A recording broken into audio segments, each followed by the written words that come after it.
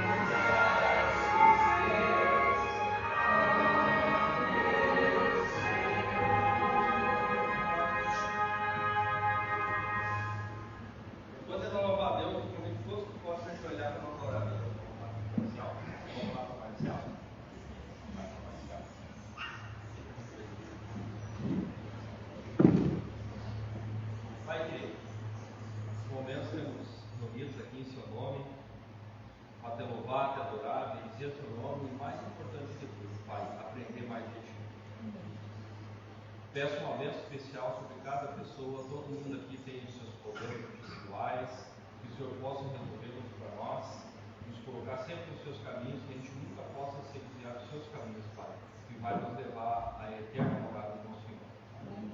Pedimos que o Senhor abençoe ditas, ofertas, abençoe uma bênção especial sobre as crianças da nossa igreja, e que o Senhor também abençoe a todos nós, para que a gente possa fazer um belo trabalho evangelístico, Pai, para as outras pessoas. Uma bênção especial sobre o Luiz também, que vai trazer a mensagem dessa manhã. Que seus anjos nos guardem onde quer que nós vá. Em nome de Jesus. Amém.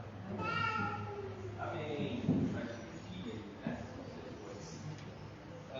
Como acontece todos os sábados, chegou o testemunho de provar a igreja.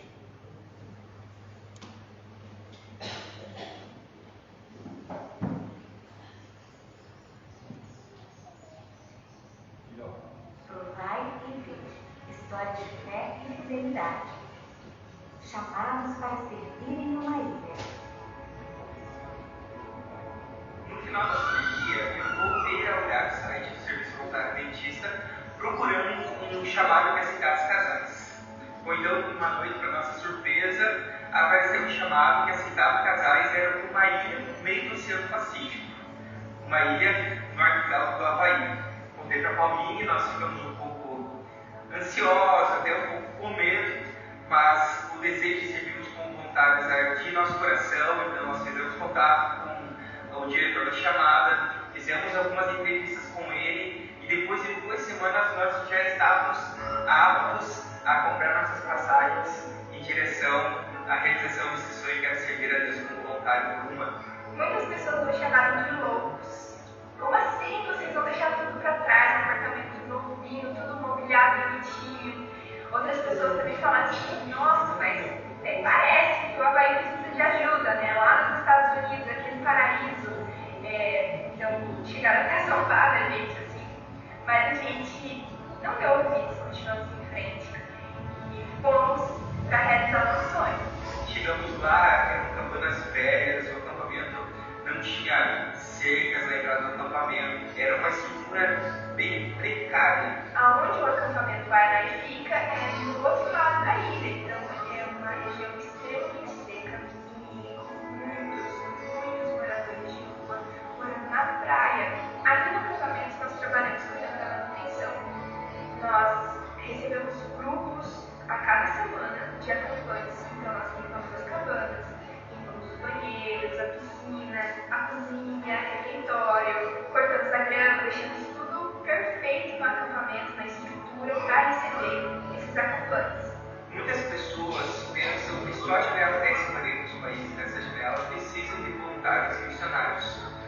Mas nós descobrimos que até mesmo no Havaí, a igreja precisa muito de pessoas para ajudar, colocando a mão na obra também com ofertas e os dízimos também. Surpreendentemente, a Associação do Havaí, mesmo nos Estados Unidos, passa por muitos desafios econômicos.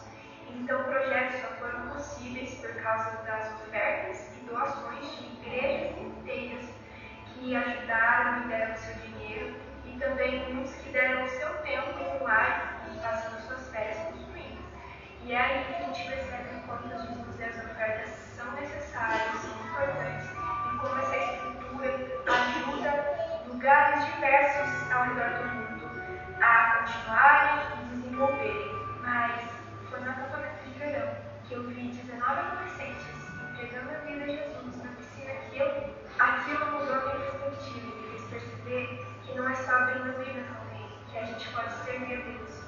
Porque eu estava limpando cabanas que iriam proporcionar uma experiência melhor para aqueles jovens e adolescentes, para se aproximarem mais de Jesus.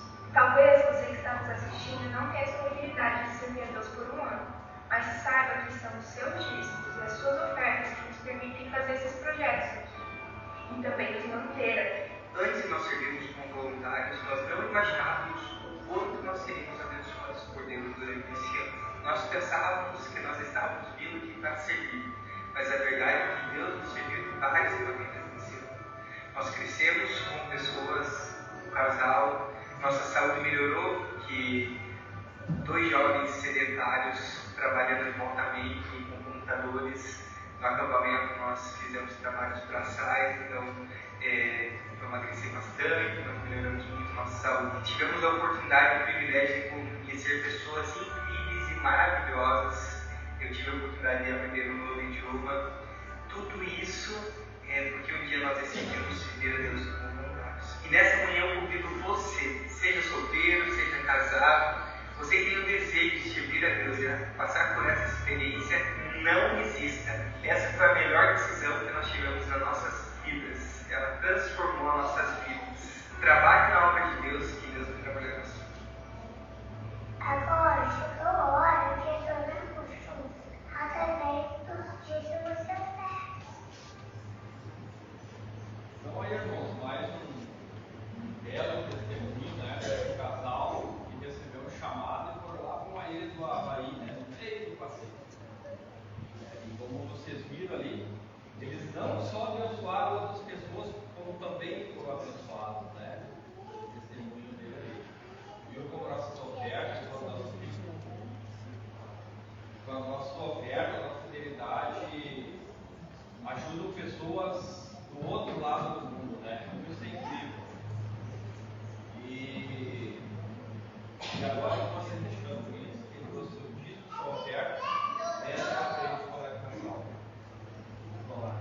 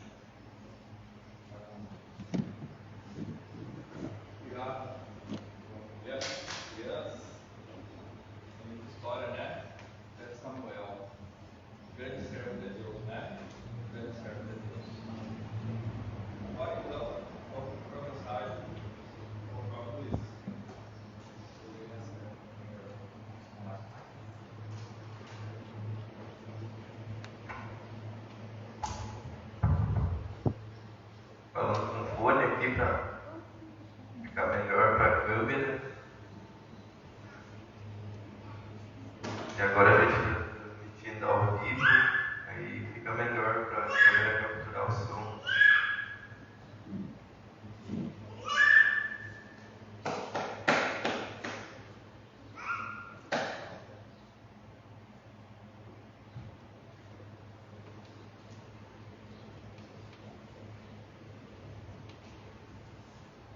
Bom, eu trouxe uma mensagem hoje e eu baseei ela na lição que a gente fez na semana passada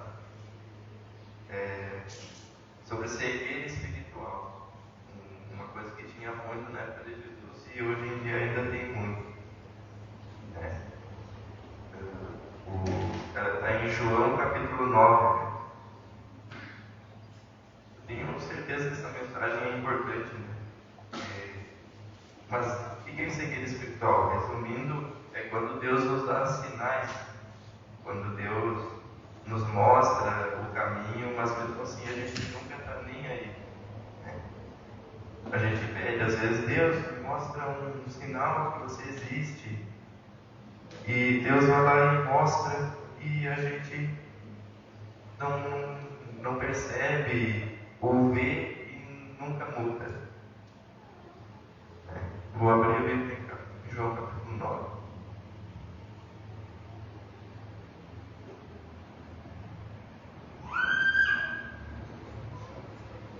Aqui em João capítulo 9 está a história de que Jesus curou um cego de nascença. Eu vou ler aqui. Enquanto caminhava, Jesus viu um homem cego de nascença. Seus discípulos perguntaram: Rabi, por que esse homem nasceu cego? Foi por causa de seus próprios pecados ou dos pecados de seus pais? Eles acreditavam que quando uma pessoa nascia doente, surda, que não conseguia andar, muda, era porque ela estava sofrendo dos pecados que os seus pais fizeram. Mas aí Jesus respondeu: nenhuma coisa nem outra. Isso aconteceu para que o poder de Deus se manifestasse nele. Devemos cumprir logo as tarefas que nos foram dadas por aquele que me enviou. A noite se aproxima, quando ninguém pode trabalhar, mas enquanto eu estou aqui no mundo, eu sou a luz do mundo. Depois de dizer isto, Jesus cuspiu no chão, misturou a terra com saliva e aplicou-a nos olhos do cego. Em seguida disse: vá lavar-se no tanque de Siloé, que significa enviado. O homem foi lá, lavou-se e voltou enxergando. Seus vizinhos e outros que o conheciam como mendigo começaram a perguntar: não é este o homem que costumava ficar sentado pedindo esmolas? Alguns diziam que sim, e outros diziam que não, apenas se parece com ele. Eles não estavam acreditando que aquele homem estava chegando de novo. O mendigo, porém, insistia: sim, sou eu mesmo.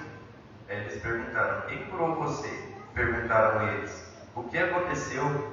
Ele respondeu: o homem chamado Jesus misturou terra com saliva, colocou-a em meus olhos e disse: vá lavar-se no tanque de Siloé.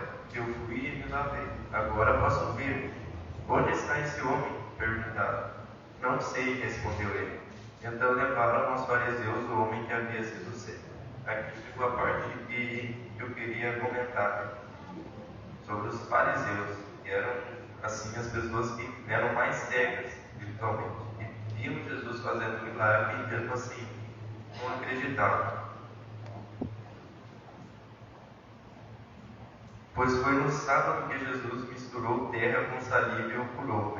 Eles levaram ele os fariseus, não porque Jesus curou ele ou porque Jesus fez uma boa obra, mas porque aconteceu no sábado. Era impressionante assim. Eles não estavam nem aí porque Jesus fez, mas porque aconteceu no sábado. Os fariseus encheram o homem de perguntas sobre o que havia acontecido. E ele respondeu: ele colocou terra com saliva em meus olhos, e depois que eu me lavei, passei a enxergar. Alguns dos fariseus disseram: esse homem não é de Deus, pois trabalha no sábado. Outros disseram: mas como um pecador poderia fazer sinais como esse? Havia entre eles uma divergência de opiniões. Ou seja, alguns estavam acreditando estavam começando a acreditar em Jesus, porque eles se perguntavam como é que uma pessoa pecadora ia fazer tantos sinais como aquele. Né? E outros estavam chamando Jesus que era uma pessoa do diabo porque estava fazendo isso no sábado. Eles estavam mais ligados sobre o sábado, que Jesus fez isso no sábado. Sendo que Jesus já havia explicado que pode fazer coisas boas no sábado. Né? Que o que é errado no sábado é trabalhar essas coisas, mas ajudar o próximo no recebe. Os fariseus voltaram a perguntar ao homem que havia sido cego: O que você diz desse homem que o curou? Ele deve ser profeta, respondeu o homem.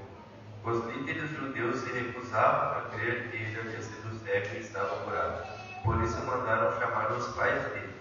E perguntaram: Ele é seu filho? Ele nasceu cego? Se foi, como pode ver agora?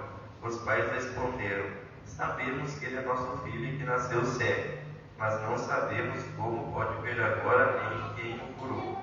Ele tem idade suficiente para falar por si mesmo. Perguntem a ele. Chegou a certo ponto que eles tiveram que chamar o pai do homem que era cego. Né?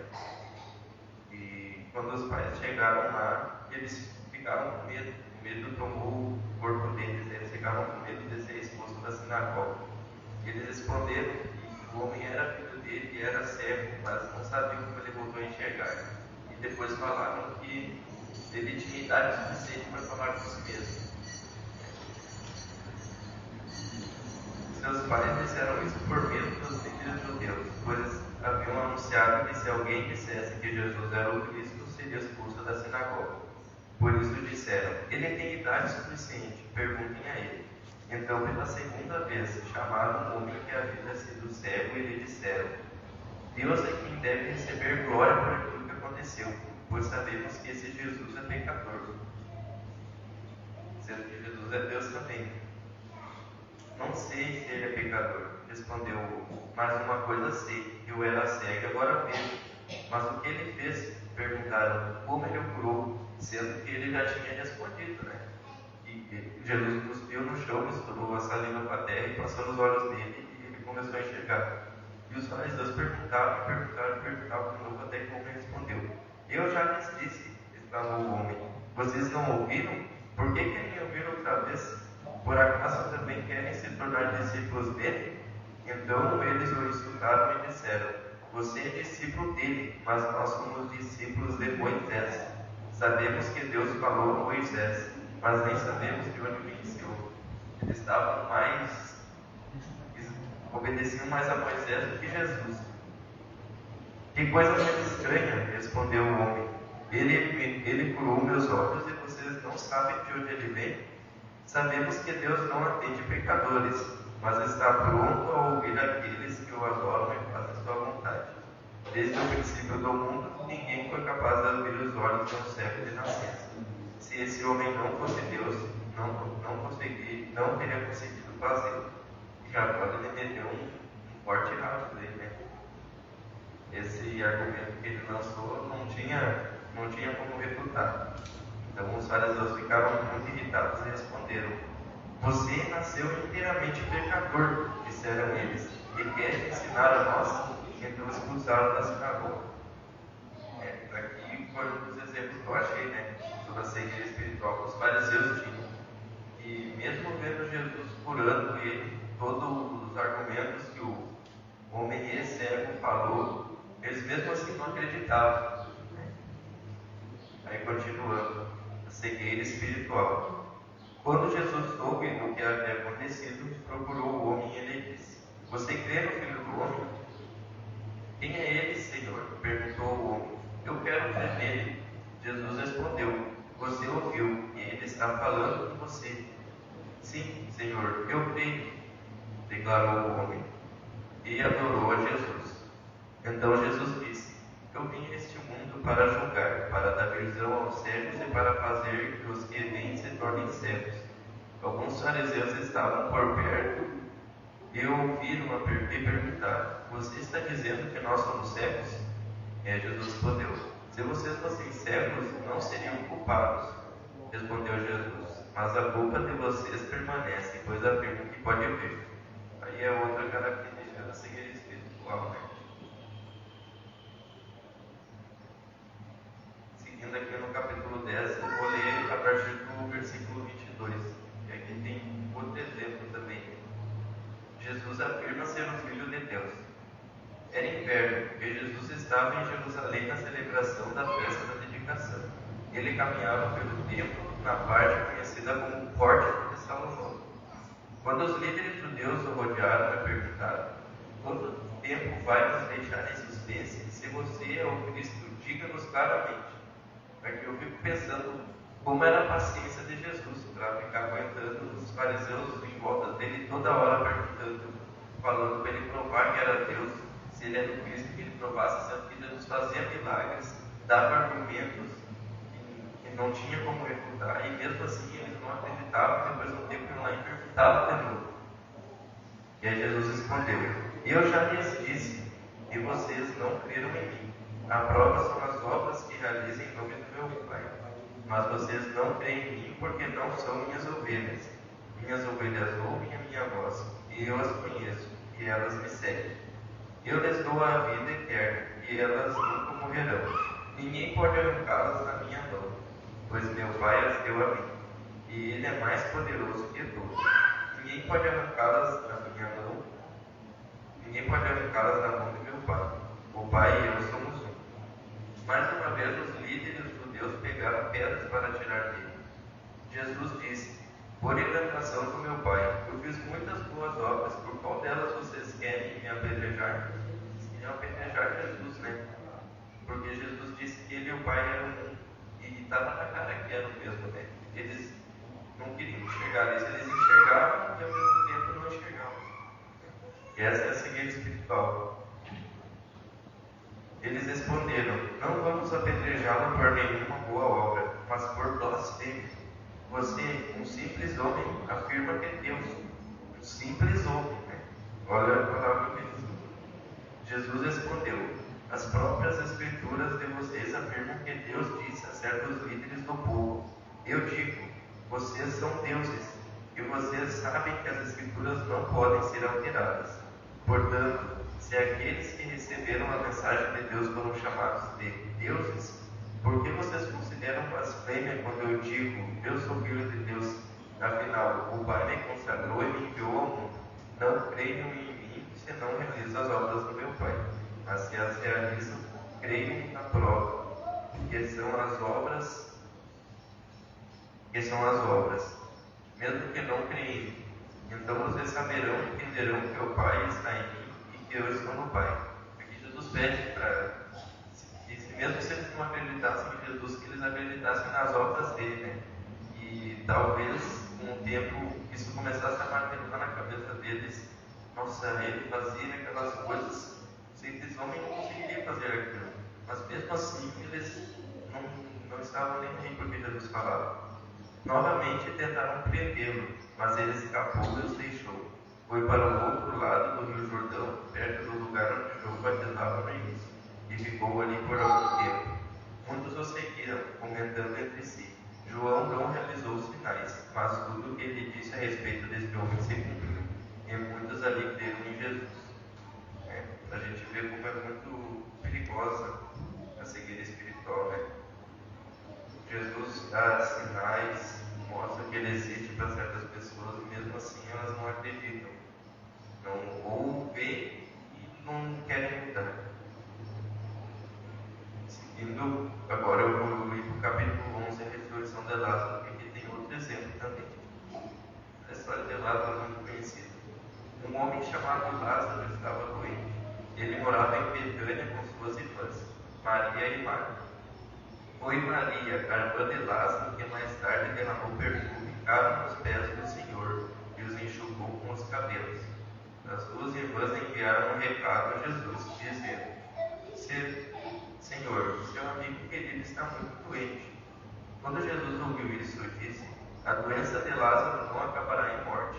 Ela aconteceu para a glória de Deus, para que o Filho de Deus receba a glória por meio dela. Para a gente ver que tudo que Deus faz tem um propósito. Nas coisas ruins, nas coisas boas, tem tudo um propósito. Jesus amava Marta, Maria e Lázaro. Ouvindo, portanto, que Lázaro estava doente, ficou mais 2 dias onde estava. Depois disse a seus discípulos: Vamos voltar para a Judéia. Os discípulos se opuseram, dizendo: Rabi, apenas alguns dias atrás o povo da Judéia tentou apedrejá-lo. Ainda assim o Senhor vai voltar para lá? Os discípulos ficaram com medo, né? Que Jesus ia voltar para o lugar onde quase apedrejaram ele. E Jesus respondeu: Há 12 horas de claridade todos os dias durante o dia. As pessoas podem andar com segurança, conseguem enxergar, pois têm a luz deste mundo. À noite, porém, correm o risco de tropeçar, pois não há luz. E acrescentou: Nosso amigo Lázaro adormeceu, mas agora vou despertar. Os discípulos disseram: Senhor, se ele dorme é porque logo vai melhorar. Sabe, pensando que Jesus está falando do sono de dormir. Jesus está falando sobre a morte. Então ele disse claramente: Lázaro está morto, e por causa de vocês eu me alegro por não ter estado lá, pois agora vocês vão ver de fato. Venham, vamos até ele. Tomé, apelidado de Gêmeo, disse aos outros discípulos: Vamos até lá também para morrer com Jesus. Quando Jesus chegou a Betânia, disseram-lhe que Lázaro estava no túmulo havia 4 dias. Aqui aparece 4 dias. Jesus demorou todo esse tempo para refutar uma crença que os judeus tinham, que quando a pessoa morria, o espírito dela ficava pairando sobre o corpo durante 3 dias e tinha esperança da pessoa ressuscitar nesse tempo. Mas no 4º dia não tinha mais esperança. Então Jesus, num ato só, fez várias coisas.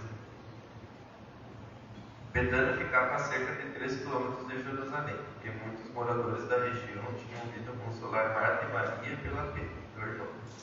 Quando Marta soube que Jesus estava chegando, foi ao seu encontro.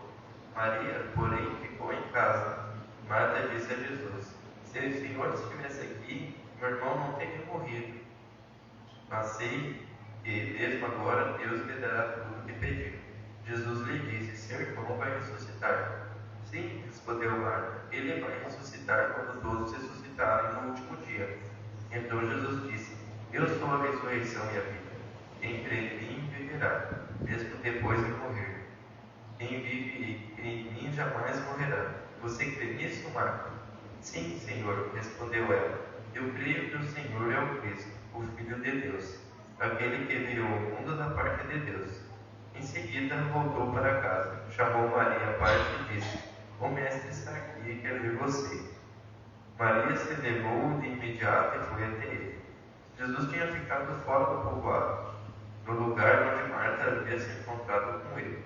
Quando as pessoas estavam na casa, viram Maria sair apressadamente. Imaginaram que ela ia ao túmulo de Lázaro chorar e a seguir. Assim que chegou ao lugar onde Jesus estava, viu, caiu aos seus pés e disse: Se o Senhor estivesse aqui, meu irmão não teria morrido. Quando Jesus viu Maria chorar, o povo também sentiu profunda indignação e grande angústia. Onde vocês o colocaram? Perguntou. Eles responderam: Senhor, vem me ver. Jesus chorou. As pessoas que estavam por perto disseram: Veja como ele o amava. Outros, porém, disseram: Este homem curou um cego, não poderia ter impedido que Lázaro morresse? Jesus, sentindo-se novamente indignado, chegou ao túmulo, uma gruta com uma pedra fechando a entrada. Rolem a pedra para o lado, ordenou. Senhor, ele está morto há 4 dias, disse Maria, a irmã do falecido. O mau cheiro era terrível. Jesus respondeu: Eu não lhes disse que, se você cresce, veria a glória de Deus? Então rolaram a pedra para o lado. Jesus olhou para o céu e disse: Pai, eu te agradeço porque me ouviste. Tu sempre me ouves, mas eu disse isso por causa de todas as pessoas que estão aqui, para que elas creiam que tu me enviaste. Então Jesus gritou: Lázaro, venha para fora. E o morto saiu, com as mãos e os pés presos com faixas e o rosto envolto num pano. Jesus disse: Desamarrem as faixas e deixem-no ir. Até então, esse foi o maior milagre que Jesus fez, que foi ressuscitar Lázaro. Ele ressuscitou Lázaro, e ele disse que era a ressurreição e a vida. Ele executou uma crença antiga dos judeus, que o espírito pairava sobre o corpo, durante os primeiros 3 dias depois de morrer.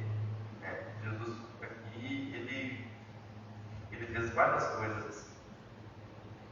Aí aqui chegou a parte que eu queria falar, que é a conspiração para matar Jesus. Muitos dos judeus que estavam com Maria creram em Jesus quando ouviram isso. Alguns, no entanto, foram aos fariseus e contaram o que Jesus tinha feito. Aqui chegou a parte dos fariseus, Aqui chegou a parte que começa a sequia espiritual. Então, os principais sacerdotes e fariseus reuniram o conselho dos líderes do povo, o Sinédrio. O que vamos fazer? Perguntavam uns aos outros. Sem dúvida, esse homem realiza muitos sinais. Se permitirmos que continue assim, logo todos crerão nele. Então o exército romano virá e destruirá nosso templo e nossa nação. Não tinha nada a ver. Aqui eles começou a seguir o espiritual deles, de não crer em Jesus. Jesus ressuscitou Lázaro e eles não creram em Jesus. É impressionante. Caifás, o sumo sacerdote naquele ano, disse: vocês não sabem o que estão dizendo. Não percebem que é melhor para vocês que um homem morra pelo povo em vez de a nação inteira ser destruída? Não disse isso por si mesmo, mas sendo o sumo sacerdote naquele ano, profetizou que Jesus morreria pela nação inteira, e não apenas por aquela nação, mas para reunir em um só corpo todos os filhos de Deus espalhados ao redor do mundo. Naquele dia em diante, começaram a tramar a morte de Jesus. Por essa razão, Jesus parou de andar no meio do povo. Foi para um lugar próximo do deserto, para o povoado de Efraim, onde permaneceu com seus discípulos. Faltava pouco tempo para a festa judaica da Páscoa, e muita gente de toda a região chegou a Jerusalém para participar da cerimônia de purificação, antes que a Páscoa começasse. Continuavam procurando Jesus, e estando eles no templo, perguntavam uns aos outros: o que vocês acham? Será que ele virá para a Páscoa? Enquanto isso, os principais sacerdotes e fariseus deram ordem para que, se alguém soubesse onde Jesus estava, o denunciasse de imediato, a fim de que o prendesse. Eu li esses 2 exemplos aqui. E o que a gente pode tirar disso?